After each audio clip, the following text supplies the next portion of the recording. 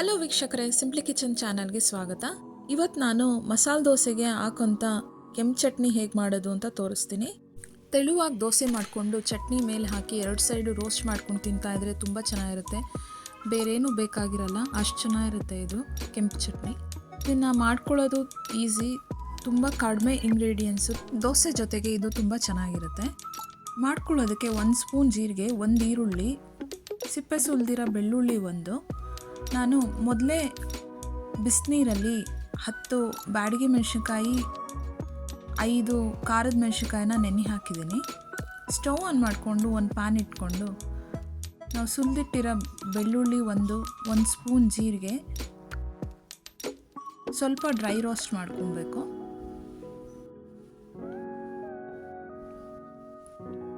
ಹಾಗೆ 1-2 ಸರಿ ತಿರುಗಿಸ್ಕೊಂಡು dry roast ಮಾಡಿಕೊಂಡು ನಾವು ನೆನೆಸಿಟ್ಕೊಂಡಿದ್ವಲ್ಲ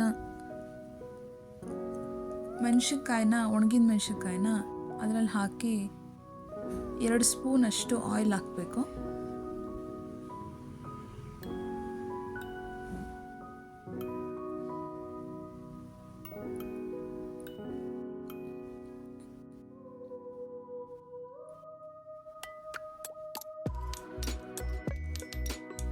ನಾನು ಈರುಳ್ಳಿನ ಗ್ರೈಂಡ್ ಮಾಡಬೇಕಾದ್ರೆ, ಪೇಸ್ಟ್ ಮಾಡ್ಕೊಬೇಕಾದ್ರೆ ಹಸಿದೇ ಹಾಕ್ತೀನಿ.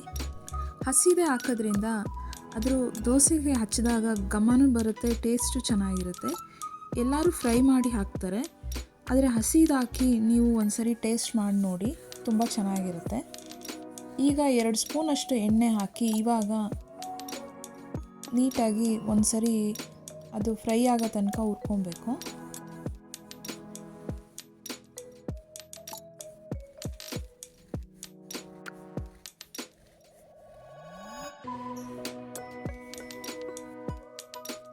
ಅದಕ್ಕೆ ಅರ್ಧ ಸ್ಪೂನಷ್ಟು ಉಪ್ಪು ಹಾಕಿ 2 ಸ್ಪೂನಷ್ಟು ಹುರ್ಗಡ್ಲೆ ಹಾಕ್ತಿದ್ದೀನಿ.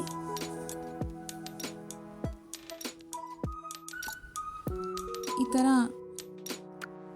ಸ್ವಲ್ಪ ಕ್ರಷ್ ಆಗಿ ಸಿಗೋ ಥರ ಪೇಸ್ಟ್ ಮಾಡ್ಕೊಬೇಕು, ಸ್ಮೂತ್ ಪೇಸ್ಟ್ ಮಾಡ್ಕೊಬಾರ್ದು. ಈಗ ಮಸಾಲೆ ದೋಸೆಗೆ ಹಾಕೋಂಥ ಕೆಂಪು ಚಟ್ನಿ ರೆಡಿಯಾಗಿದೆ. ಈ ಥರ ಮಾಡ್ಕೊಳ್ಳೋದ್ರಿಂದ ದೋಸೆ ಜೊತೆಗೆ ತಿನ್ನೋದಕ್ಕೆ ತುಂಬ ಚೆನ್ನಾಗಿರುತ್ತೆ ಟೇಸ್ಟು. ನೀವು ಒಂದ್ಸರಿ ಟ್ರೈ ಮಾಡಿ. ನಾನು ತೋರಿಸಿರೋದು ನಿಮ್ಗೆ ಇಷ್ಟ ಆದರೆ ಲೈಕ್ ಮಾಡಿ, ಸಬ್ಸ್ಕ್ರೈಬ್ ಮಾಡಿ. Thank you for watching.